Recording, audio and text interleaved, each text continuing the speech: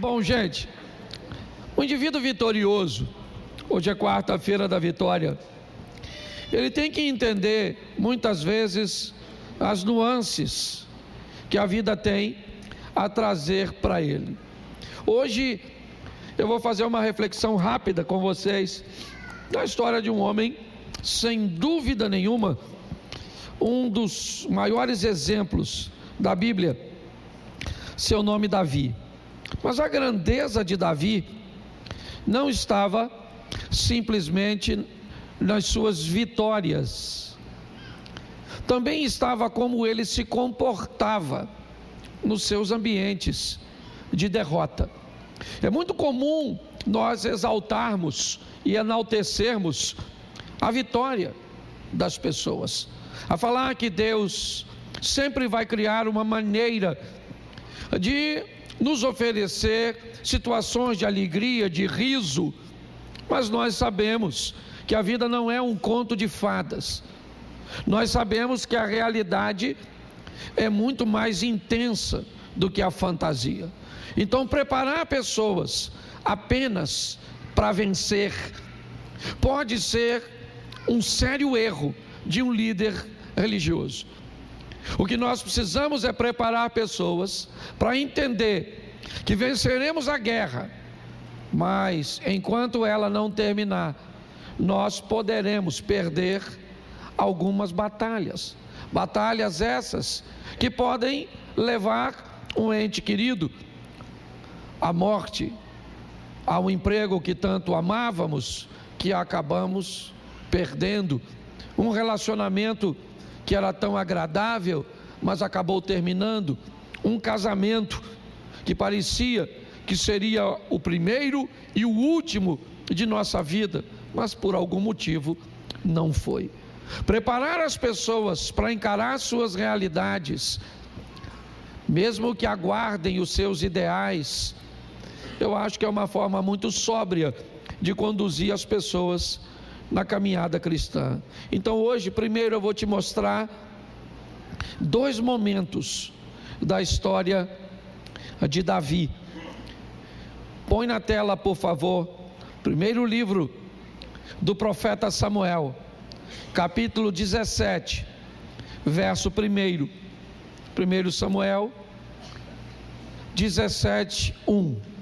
Os filisteus reuniram suas tropas para a guerra em Socó, que fica em Judá, e acamparam entre Socó e Azeca em Éfes-damim. Feche os seus olhos. Senhor nosso Deus e Pai, em nome de Jesus, eis aqui a tua palavra, continua falando conosco. Usa-me, ó Deus, como um canal de bênção nesta hora, em nome de Jesus. Você pode dizer amém? Amém. Isso. Continua com o verso de número 3, por favor. Os filisteus estavam no monte e os israelitas estavam no outro monte, ficando o vale no meio deles. Verso 4. Então do arraial dos filisteus saiu um guerreiro chamado Golias. Ele era da cidade de Gate e tinha quase 3 metros de altura. Preste atenção, porque essa é uma batalha que nós já conhecemos o final. Essa é uma história que nos conduz a um ambiente extraordinário de uma vitória de Davi. Aliás, acredito eu que é uma das histórias que o tornou mais famoso. Mas eu preciso mostrar a você uma outra batalha de Davi, um outro enfrentamento de Davi, e ele está no segundo livro do profeta Samuel, no capítulo 12, no verso 16. 2 Samuel 12, 16. Davi suplicou a Deus pela criança. Davi jejuava e, entrando em casa, passava a noite deitado no chão. Então os anciões do seu palácio se aproximaram dele para o levantar do chão, porém ele não quis e nem comeu com eles. No 7º dia morreu a criança, E os servos de Davi ficaram com medo de informá-lo que a criança estava morta, porque diziam: quando a criança ainda estava viva, falávamos com ele, mas ele não dava ouvidos à nossa voz. Como então vamos dizer a ele que a criança morreu? Poderá fazer alguma loucura. Mas Davi notou que os seus servos cochichavam uns com os outros e entendeu que a criança havia morrido. Então perguntou: a criança morreu? Eles responderam: morreu. Então Davi se levantou do chão, lavou-se, ungiu-se, trocou de roupa, entrou na casa do Senhor e o adorou. Depois voltou para o palácio, pediu comida, puseram-no diante dele e ele comeu. Preste atenção, essa história não é tão atraente como a anterior. Essa não é uma história de um desfecho muito satisfatório. Essa foi uma batalha que Davi perdeu. Ele acaba de ver seu filho morrer. Ele não pode fazer nada para fazer com que o seu filho retorne. Não está ali nenhum profeta, nem Elias, nem Eliseu, para conduzir novamente seu filho à vida. Davi acaba de perder uma batalha. Mas eu não sei se você reparou que assim que o filho dele morre, ele tem todos os motivos para ficar prostrado, mas se levanta. Tem 7 dias que ele não toma banho, mas lavou-se. Para que não fique nenhum resíduo de suas perdas, ele põe um perfume para tirar o cheiro, supostamente, de um ambiente, de 7 dias sem tomar banho. Ele troca de roupa porque está vestindo veste de saco, de súplica. Ele entra na casa do Senhor para adorá-lo, não para agradecer, porque ele não é hipócrita. Seu filho está morto, não para pedir, porque o filho morreu e não vai voltar, mas ele me mostra que é um adorador quando está ganhando e é um adorador quando está perdendo. Você está entendendo isso? Depois ele volta para o palácio, tem 7 dias que não come, ele está fraco, ele pede comida, puseram comida diante dele, ele comeu, porque ele é rei, ele tem uma missão que é maior do que ele mesmo, é governar o povo, que Deus entregou em suas mãos. Então você está numa campanha, é muito legal. Agora a minha preocupação é o que você vai fazer se as coisas não acontecerem segundo o que você planejou, segundo o que você idealizou. É importante que você entenda que a curto e talvez a médio prazo o resultado negativo pode ser muito ruim, mas a Bíblia nos garante que todas as coisas cooperam para o bem daqueles que amam a Deus. Então é importante entendermos que a longo prazo nós seremos, ou já somos, por fé, vencedores. Mas eu quero te mostrar a batalha que ele venceu. Eu quero focar nela hoje e te mostrar como Davi e como Deus foi montando um cenário para ele. É muito importante entendermos isso, é ficarmos apercebidos, é ficarmos atentos do que Deus está falando, da maneira subjetiva de Deus se comunicar, buscando intimidade. Deus poderia falar de forma mais clara, de fazer de forma mais objetiva, mas Ele opta por não fazer assim. Por que é que Deus usa tanta subjetividade, tantas coisas nas entrelinhas? Porque a proposta é nos desenvolver. A proposta é buscar conosco uma intimidade. Sabe aquela coisa que você é casado há tanto tempo, que ao olhar para sua esposa, sem que ela diga nada, você sabe que as coisas não estão bem? Sabe? Aquela intimidade que não precisa de palavras, basta você olhar, você é capaz de identificar. Por isso as coisas acontecem muitas vezes de forma tão sorrateiras aparentemente, mas eu vou te mostrar como Deus preparou esse indivíduo para vencer. Outra hora eu falo do ambiente de derrota e do comportamento dele, né, como ele conseguiu se manter de pé. Mas preste atenção, vou usar bastante texto, mas vou falar pouquinho. 1 Samuel capítulo 17, verso de número 28. 1 Samuel 17, verso 28. Está assim, só isso? Eliabe, o irmão mais velho, ouviu Davi falando com aqueles homens e ficou irado com Davi e disse: por que você veio para cá? Com quem você deixou aquelas poucas ovelhas no deserto? Sei que você é presunçoso e mau. Você veio aqui só para ver a batalha. Olhe para mim, porque aqui o irmão mais velho de Davi já vai nos dar a direção de algumas características comportamentais de Davi. Me parece que a maneira cuja qual Davi enxerga as coisas foge um pouco o padrão dos demais.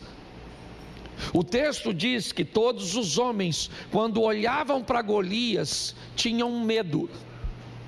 O controle mental, né, daqueles soldados, daqueles homens, já estava de posse de Golias. Golias ainda não havia entrado em batalha de fato, mas ele já havia capturado a mente dos soldados. Como vimos, ele tem quase 3 metros de altura, e mais do que o tamanho de Golias, ele carrega algumas coisas sobre si que Israel não está muito acostumado a ver. A indumentária, as roupas, os equipamentos que Golias traz sobre si é uma novidade para muitos de Israel. Talvez isso impressionava, não o seu tamanho, mas a maneira praticamente impossível de achar uma brecha para atacá-lo, um buraco, um ambiente que pudesse ferir Golias. Eu já vou te mostrar isso. Mas Eliabe olha para Davi e diz: com quem você deixou aquelas poucas ovelhas? Você é mau, você é presunçoso, você só veio aqui para ver a nossa vergonha. Parece que Eliabe sabe que Davi é capaz de não ter medo de Golias. Me parece que a mente de Davi não é facilmente capturada por problemas. A atenção de Davi não costuma manter o foco nas oposições. Davi é alguém que ao longo da vida aprendeu a prestar atenção em Deus, nas oportunidades que a vida está lhe oferecendo através de Deus, e isso incomoda quem está ao seu redor. Mas Eliabe faz questão de ressaltar no campo de batalha que as pessoas não devem prestar atenção no que Davi está dizendo. Sabe por quê? Porque ele não é soldado. Sabe por quê? Porque ele é mau. Sabe por quê? Porque ele é presunçoso. E mais do que isso, para desmoralizar Davi, Eliabe diz: com quem você deixou aquelas poucas ovelhas? Bom, agora é para destruir. Como você ousa falar com um soldado tão forte? Se sequer guerreiro você é um pastorzinho de ovelha, rapaz, que está querendo dar uma de valentão aqui. Volte a apacentar as suas ovelhinhas, camarada, volte para lá. Olhe só. Mas, como eu disse, o cenário está sendo preparado. 1 Samuel, antes um pouquinho disso, capítulo 16, verso 21, olha o que o texto diz: Davi era músico de Saul, mas agora, põe para mim por favor, 16, 21, 1 Samuel.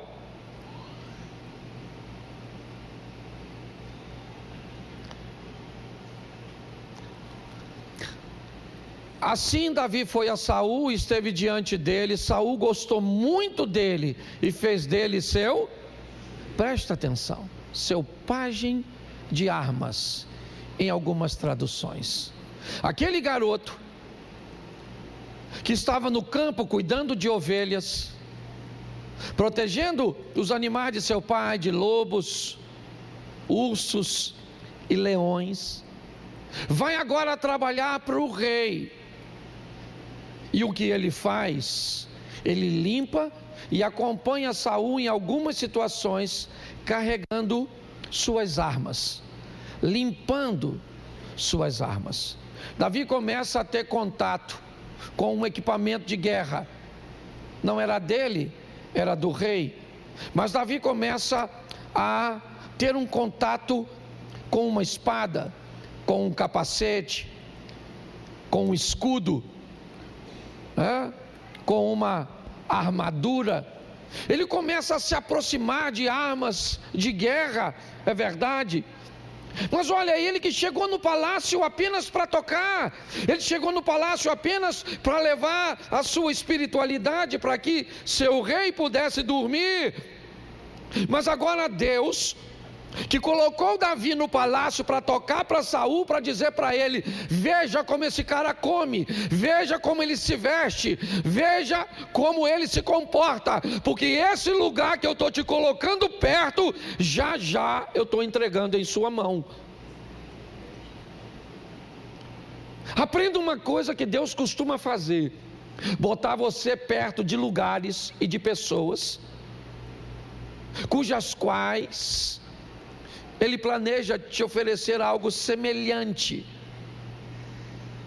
Fique apercebido com isso. Davi agora, ele está tomando conta das armas de Saul, limpando, acompanhando provavelmente em algumas apresentações ou aparições públicas, onde o rei aparece vestido com um comando de guerra. As pessoas que viam aquela armadura, aquela indumentária, sabia que aquilo pertencia a Saul. Talvez por isso Saul tentou vestir a sua armadura em Davi, para que os inimigos pensassem que quem tinha coragem de enfrentar Golias era ele. Mas vamos dar uma olhada e você já vai entender onde eu estou querendo chegar. Davi limpa a armadura de Saul. 1 Samuel 16, 21. 1 Samuel 17, 5. Coloca, por favor.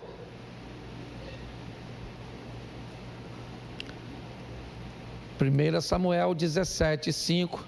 Trazia na cabeça um capacete de bronze, esse era Golias. Vestia uma couraça de escamas de bronze, que pesava uns 60 quilos. Trazia caneleiras de bronze nas pernas e um dardo de bronze sobre os ombros. A haste da sua lança era como o seixo do tecelão. A ponta da sua lança era de ferro e pesava mais de 7 quilos. E diante dele ia preste atenção que está todo mundo focado no Golias. Até o peso das coisas dele, ele sabia. Porque pesava sim, porque olha só, o cara é grande, poderoso, grandão. Isso é um negócio fantástico, sim ou não? Pois é. Era intransponível, não ia dar para vencer não. Só que Davi falou que ia. Davi falou: não, eu vou matar esse cara. Alguém falou: não, rapaz, não rola. Ô cracudo, isso é droga, maluco. Tu tá drogado. Não vai dar para ganhar. Deixa eu te explicar, cara. Esse cara Menino, não dá para mais. Tira isso da sua cabeça. Mas, como Davi não tirou da cabeça dele, tiveram que levar Davi para Saul, porque Davi falou publicamente que era um voluntário para entrar num duelo contra esse gigante que não dá para vencer, não tem brecha. Ele está, certo, todo cobertinho, e ele é grande, forte, poderoso, e pior, ele já venceu Israel. Numa batalha anterior a esses dias narrados, os filisteus já haviam feito, certo, uma incursão e tinha obtido sucesso. Mas agora, quando Davi chega, capítulo 17, verso 38, dá uma olhadinha. 17, 38. Isso. Saul vestiu Davi com a sua própria, pôs um capacete de bronze na cabeça e vestiu com uma. Vamos lá? Continua aí, por favor. Davi cingiu a espada sobre a armadura e tentou, pois jamais havia usado. Então Davi disse a Saul: eu não posso andar com isso, porque nunca usei. E Davi tirou aquilo de sobre si. Preste atenção, porque agora eu já vou para a fase final e eu quero apresentar a batalha. A armadura de Saul jamais serviria para Davi. Primeiro, porque ele era um presunçoso. Saul, sim, um dissimulado. Saul era alguém que queria, apesar de não ter coragem de enfrentar o gigante, queria receber os louros, queria ser ovacionado. Ele não coloca a armadura em Davi para protegê-lo, não. Ele coloca a armadura em Davi para receber os créditos, mesmo com a morte. Alguns iriam embora dali dizendo que o rei de Israel foi valente o suficiente para enfrentar o gigante e morrer. E de alguma forma, o nome de Saul seria lembrado por alguns desinformados como alguém valente de sucesso. Mas Davi disse a ele: eu não posso ir com essa armadura, eu não tenho como me apresentar com isso na frente do gigante. Então ele remove a armadura. Saul autoriza sua ida, é verdade, provavelmente não acreditando que ele seria capaz de vencer, porque Davi não contava com a torcida de ninguém. Sua família achava que ele ia perder, seu rei achava que ele ia perder, seu povo achava que ele ia perder, seus inimigos achavam que ele ia. Isso significa que se você depender da torcida dos outros para vencer, você está perdido. Que ninguém acreditava nele, mas ele foi. Agora, eu vou te mostrar as armas que esse cara vai lutar contra o gigante. Isso é que é legal. Olha só. Põe aí, por favor. 1 Samuel 17. Não, isso aqui é o argumento, né? Mas põe aí, eu acho que vale a pena nós começarmos. 1 Samuel 17, 36. Quais foram as armas que Davi leva? Vamos lá. Este teu servo matou tanto este filisteu incircunciso será como um deles, porque afrontou o exército de Deus. Preste atenção, a primeira arma que Davi leva consigo é a fé. O cara é maior que ele, sim ou não? O cara é mais forte que ele, sim ou não? É mais experiente do que ele, sim ou não? Mas ele acredita que Deus vai com ele na guerra. Você está entendendo? Quando você for enfrentar uma adversidade, convença você mesmo que Deus está indo contigo. Porque a gente fala isso muito bonitinho: se Deus é por, quem será contra? Até o nós ser nós. É só o nós ser nós mesmo, certo? Que aí o nós já não fica tão nós assim. Porque dizer para o outro ter calma é fácil, difícil é você ter calma. Davi está dizendo: ô Saul, falar uma coisa para tu, irmão. Deixa eu tomar uma água aqui.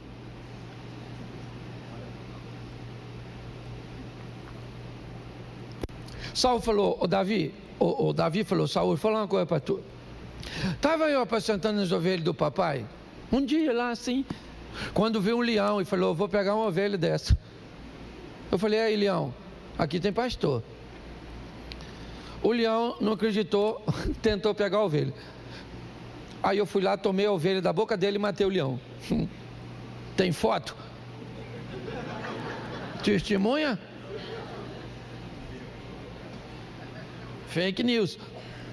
Certo? Davi falou, não, mas não ficou só nisso não, outra ocasião. Estava eu lá, apareceu um urso, que não sabia do primeiro homicídio. Certo? E ele falou, vou pegar uma ovelha. Eu falei, rapaz, já matei um, difícil é matar o primeiro. Matei o urso. Então eu vou falar para você, eu matei leão e urso, mas esse gigante aí não é nada, não. Vou matar ele igual matei os outros dois. Eu vou matar ele. Eu tenho certeza de que eu vou matar ele. Ó, gente, um historiador, não gosto muito de citar isso não, um tal de Flávio Josefo. Ele escreveu, dando a conotação, que o Samuel, quando ungiu a Davi, ele disse no ouvido de Davi que ele estava sendo ungido para ser rei. Não há nenhum indício que Deus falou com Davi que era para matar gigante.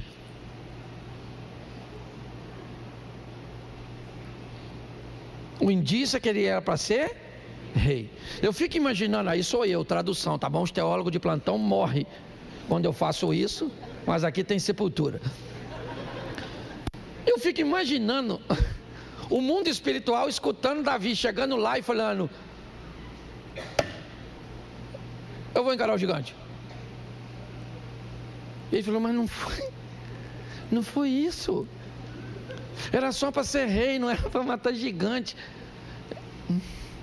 Não é à toa que o irmão chamou de presunçoso. Deus vai ter que arrumar outro rei para Israel. Porque pela ordem natural, Golias mata ou não mata o Davi? Claro, mas presta atenção na frase do Davi. Você vem a mim com espada, escudo, lança e outras indumentárias mais. Porém eu vou contra você em nome do Senhor dos... E quando Davi fala isso, é que é o problema. Porque quando ele diz, eu vou contra você em nome do Senhor dos Exércitos, Deus deve ter falado, ele vai em nome de quem? No meu. Se ele vai no meu, aí o gigante morreu. Certo? Porque a postura de Davi é essa. Ele leva consigo algumas coisas. E uma delas é o quê? Não sabe não? Eu vou botar, eu não lembro o texto não. Deixa eu caçar aqui. Tem tempo, eu sou o pastor. Ajuda aí onde é que está, que ele pegou o cajado. Pegou tudinho. Alguém acha aí? Aí a gente... Vamos lá, gente. 17, aí, tá vendo? Tem uma turma que lê a Bíblia. 1 Samuel, não é isso? 1 Samuel 17, 39. Olha que beleza. Bota aí, que aí eu volto aqui para mim. Isso. Vamos embora, vai embora então. Tirou tudo aquilo. Pegou o seu? Pegou o quê? Preste atenção, quando Davi pega o cajado, o que isso indica para o indivíduo que pega um cajado num campo de batalha? Que ele não era um soldado. O cajado indica que não havia nele qualificação para estar naquela batalha, sim ou não? O cara está lá com aquela indumentária, capacete, escudo, couraça, espada, lança, e o outro está do outro lado com o quê? Com pedaço de pau. Quem olhava para isso falava o quê? Esse camarada não é não havia qualificação nele, porque Deus não quer dar uma vitória para Davi, Deus quer desmoralizar os inimigos do povo de Deus. Ô gente, a sua vitória não tem só a ver com você não.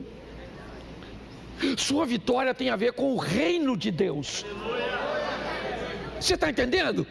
Deus quer que você vença, porque o nome dele será glorificado na sua, e todos saberão quem é o seu. Isso. Pare de achar que você tem que vencer porque você tem que vencer, porque você é o centro das atenções. Quem é você na fila do pão? É por ele, para ele. Você está entendendo? Tudo é para ele. Pare de achar que tem a ver contigo. Não, Deus quer te dar vitória no seu casamento. Ele quer abrir a porta, Ele quer curar, Ele quer fazer tudo para que o nome dele seja glorificado nas suas finanças, na sua família, no seu casamento, no seu negócio. Você está entendendo? Com a sua cura. Quando Davi chega com um pedaço de pau, o Golias até falou: tá pensando que eu sou cachorro? Ô Valdir, que olhando, sério?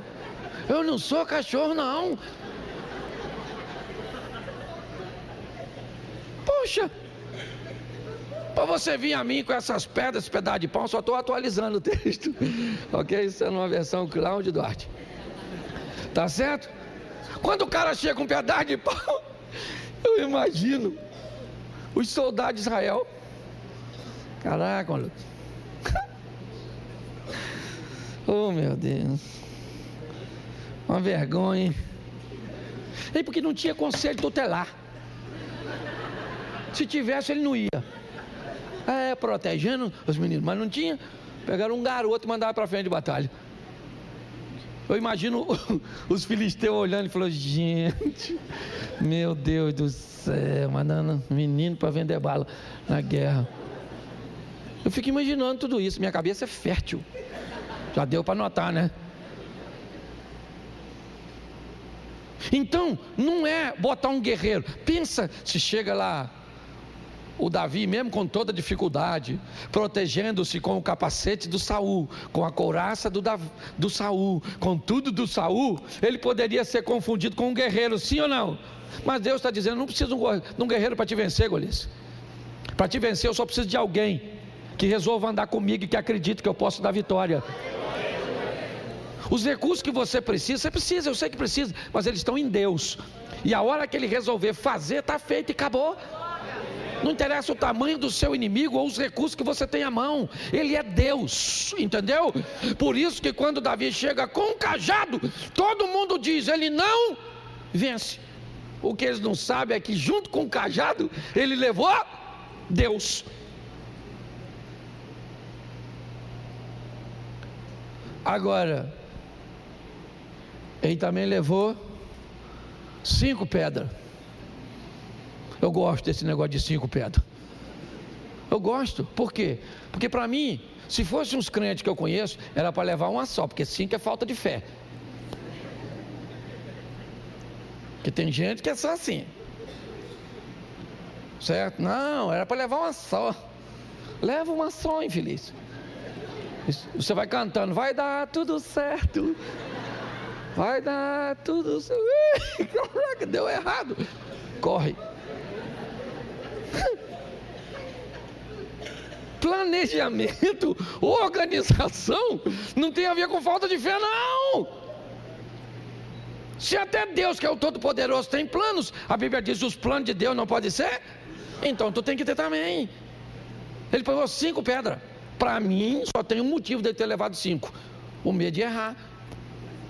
Se erra uma, tem 2. Tem gente que diz que o gigante tinha os parentes, que era para matar parente. Aí Davi já virou chefe de grupo de extermínio. Não é isso que eu estou querendo promover o cara. Tá certo? Eu quero te mostrar, certo, que ele leva uma pedra, porque na cabeça dele, ele tem um plano. 5 pedrinhas. E vou dar-lhe uma pedrada nesse cara. Onde? Na couraça. Nossa, vai fazer tanta diferença. Uma pedrinha. Parece até que Golias é um passarinho. Ele tem um plano. O plano é acertar a pedra no único lugar que pode derrubá-lo. E onde é? Onde é? É isso aí, é lá que o Satanás quer. Porque todo mundo quer a cabeça. Porque quem controla a cabeça, controla tudo. Quem controla a sua mente, controla seus pensamentos. Quem modelar você como modelo de pensamento, tem o controle de tudo. O interesse sempre é ter o controle da cabeça. Por isso que a Bíblia diz que Deus nos fez por cabeça e não por cauda. Por isso que a semente da mulher esmaga a cabeça da serpente. Porque quem age na cabeça elimina o problema. Hoje tem gente que não elimina o problema. Você tem um problema, você arranca os dentes do seu problema. Ele corre atrás de você, banguelo. O problema foi feito para ser resolvido, não é para paliativo. Nós estamos olhando alguém, o que ele tem? Ele tem um plano. Por quê? Porque ele sabe que a vitória dele tem a ver com a sua postura. Por isso ele apanha as pedras, dando a ele a oportunidade de ter mais um tiro, de tacar mais uma vez. Se seu nervosismo, se a habilidade do guerreiro Golias for suficiente para se desviar da pedra, ou a imperícia de Davi naquele momento, com seu nervosismo não der certo, ele tem mais 4 para alcançar seu propósito. Mas ele também sabe que ele precisa de algo para potencializar a sua ação. Então ele vai e leva a sua atiradeira, sua funda. O que era a funda? Era uma arma que potencializaria a ação de Davi. Com a força de sua mão, ele tacaria a pedra, de um jeito, potencializando a pedra.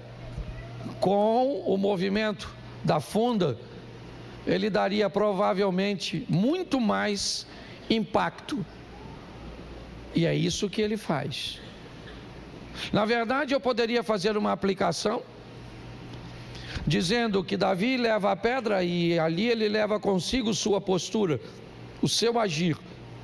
Mas ele vai potencializar sua ação com a funda. E nós podemos potencializar nossa ação com a oração. Nós podemos potencializar nossa ação com um jejum, com um propósito, com um voto. Uma série de coisas que podem potencializar a sua campanha. A campanha, a pedra é poderosa, é ela que você quer atirar no seu oponente, é verdade. Mas você pode potencializar essa força. E é isso que Davi faz.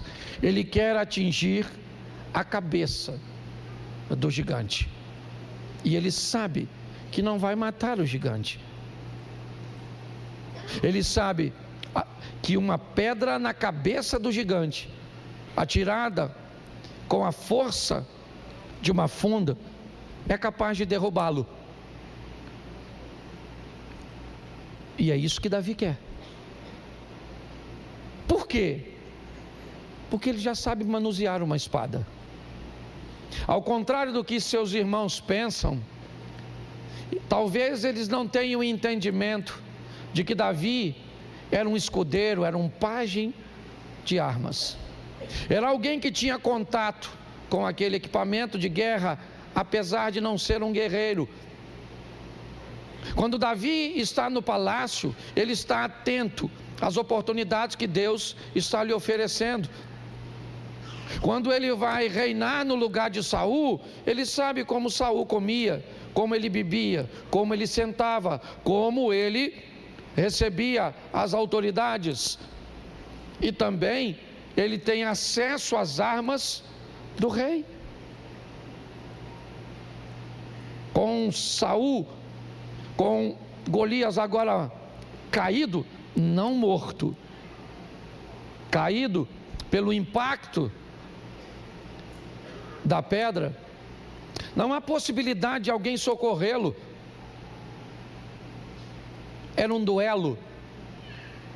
Se você acompanhar o texto, A batalha era no vale. Os inimigos ficavam à distância da montanha. Os dois estão indo em direção. Não há possibilidade de socorro para Golias. Agora, Davi vai até Golias e pega a arma que Golias pretendia matá-lo. Aliás, o próprio Golias disse: eu não vou deixar sepultar você, garoto, antes da batalha acontecer. Eu vou abrir você no meio, e as feras vão vir comer você. Não vai ter honra nenhuma para você, não vai ter sepultamento para você. Note que Golias começa fazendo uma guerra antes mesmo da guerra acontecer. Davi agora corta a cabeça do gigante. Para mim foi um dos maiores avivamentos do Velho Testamento. Talvez para mim até da Bíblia. Porque capítulo 17, verso 26, vê se é esse. Volta no 26. Não. 25. Volta umzinho. Põe o 24. Todos os israelitas, vendo aquele homem, fugiam dele com o quê? Com o quê? Muito medo. Quando Davi chega no ambiente, o que tem nos soldados de Israel é o quê? Muito medo. Quando Davi mata o gigante e corta a cabeça, o exército de Israel sai em perseguição ao exército dos filisteus. A vitória de Davi promoveu um grande avivamento. Ofereceu àqueles homens que tinham medo a oportunidade de entenderem que um garoto chega no campo de batalha com um pedaço de pau na mão, com uma sacolinha, contendo algumas pedras e uma tiradeira, para atirar num inimigo aparentemente intransponível. O garoto vai para uma batalha que ninguém quis entrar. Todos desistiram de lutar com Saul, porque é assim. Às vezes o inimigo que vai se levantar com o seu casamento, contra o seu casamento, ele é grande, ele é poderoso, ele vem bem armado, ele já destruiu outros,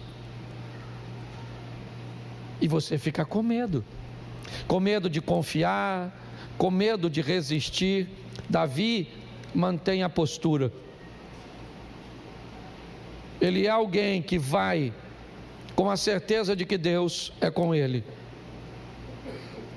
Deus diz: leva a vara, leva o cajado, para que todos saibam que esse não é o seu lugar, que você não vai vencer por seus méritos. Todos precisam saber que você vai vencer porque eu sou com você. Monte a sua estratégia, mas potencialize com oração. Você quer fazer uma campanha e ter êxito? Siga esses passos. Agora, esteja também preparado para em algum momento receber de Deus uma resposta a negar e continuar sendo um adorar. É isso aí, esse é Davi. Esse é Davi. Esse é Davi. Esse é Davi. Esse é Davi.